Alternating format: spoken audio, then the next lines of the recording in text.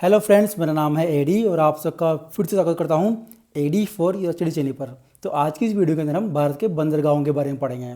इससे पहले वाली वीडियो में अपन ने भारत के तटीय सीमा टॉपिक को कवर किया था।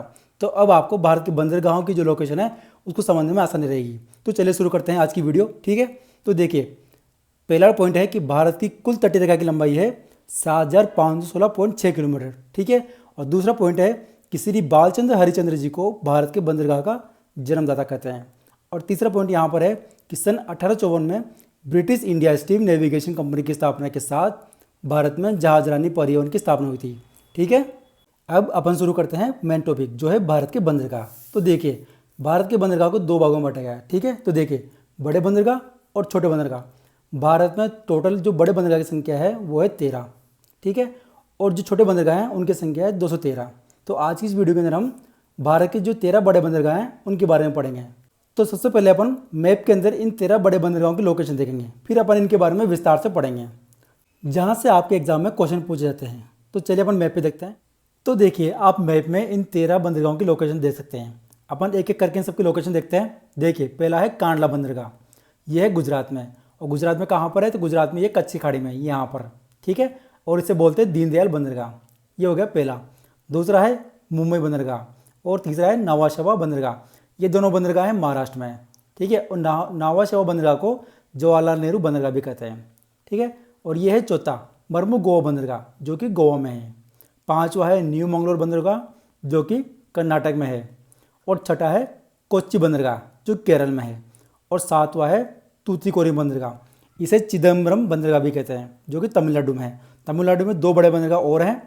आठवां है चेन्नई बंदरगाह और नौवां है एन्नोर बंदरगाह।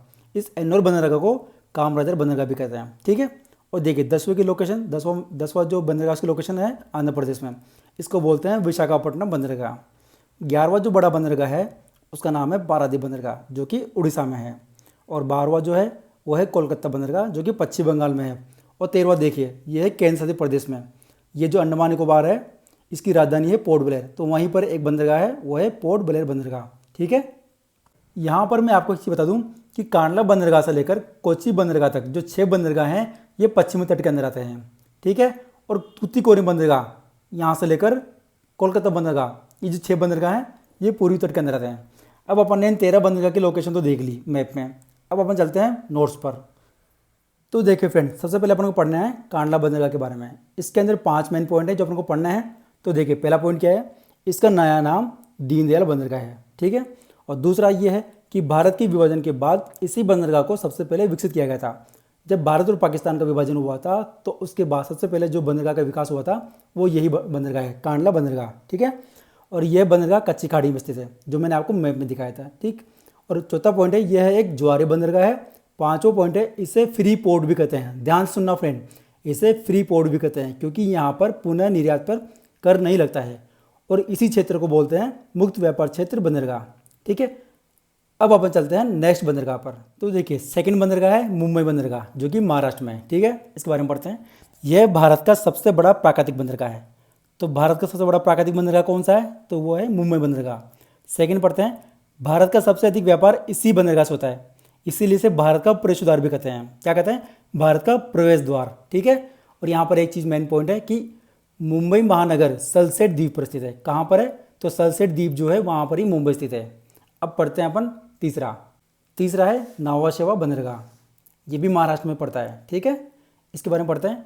इस बंदरगाह का दूसरा नाम जवाहरलाल नेहरू बंदरगाह भी है। ठीक है, और यह है एक कृत्रिम बंदरगाह है।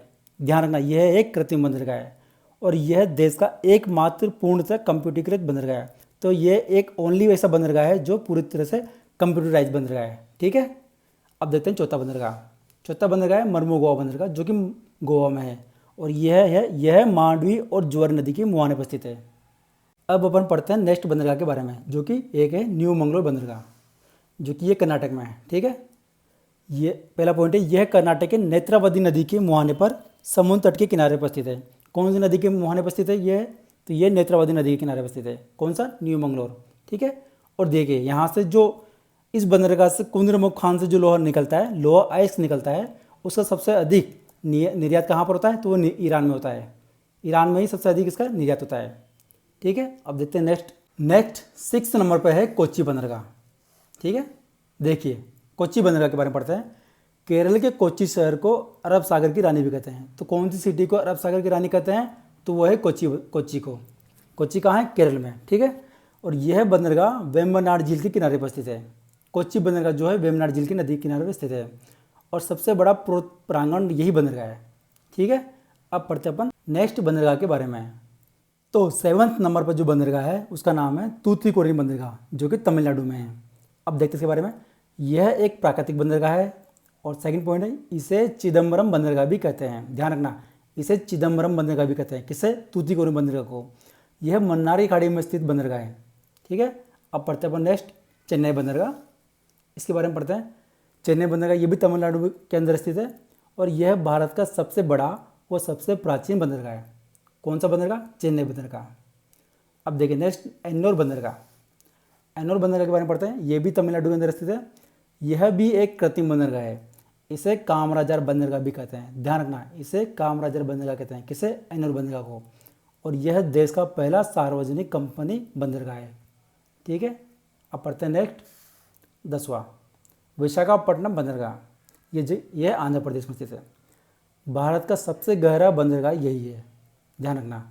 और सेकंड पॉइंट है, यह बंदरगाह आंध्र प्रदेश में डॉल्फिन नोज पहाड़ी के पास स्थित है। तो ये बंदरगाह कहाँ पर स्थित है? तो जो डॉल्फिन नोज नामक पहाड़ी है उसके पास में स्थित है विशाखापट्टनम बंदरगाह। नेक्स्ट है पारादीप बंदरगाह। इसके बारे में पढ़ते हैं। पारादीप बंदरगाह यह एक ज्वार बंदरगाह है।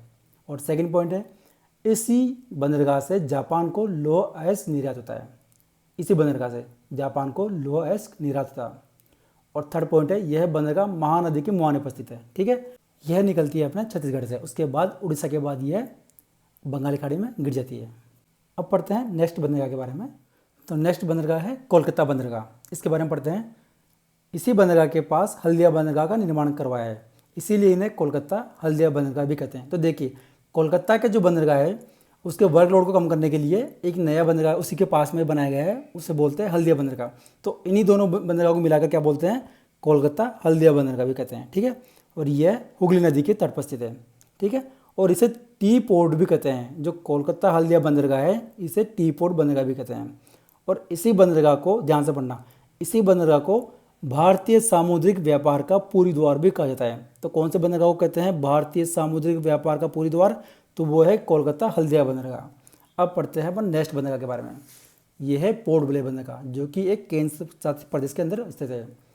और यह बंदरगाह अंडमान निकोबार केंद्र शासित प्रदेश की राजधानी पोर्ट ब्लेयर में स्थित है। ठीक है, ये हो गए अपन के 13 बड़े बंदरगाह। तो इस वीडियो के अंदर अपन ने भारत के जो 13 बड़े बंदरगाह हैं उन सबको अच्छी तरह से पढ़ लिया है और उन सारे मेन पॉइंट्स को अपन ने कवर कर लिया है, जिससे रिलेटेड आपके एग्जाम में क्वेश्चन पूछ जाते हैं। अगर आपको ये वीडियो अच्छी लगी हो तो लाइक करें और चैनल को सब्सक्राइब करें। Thank you.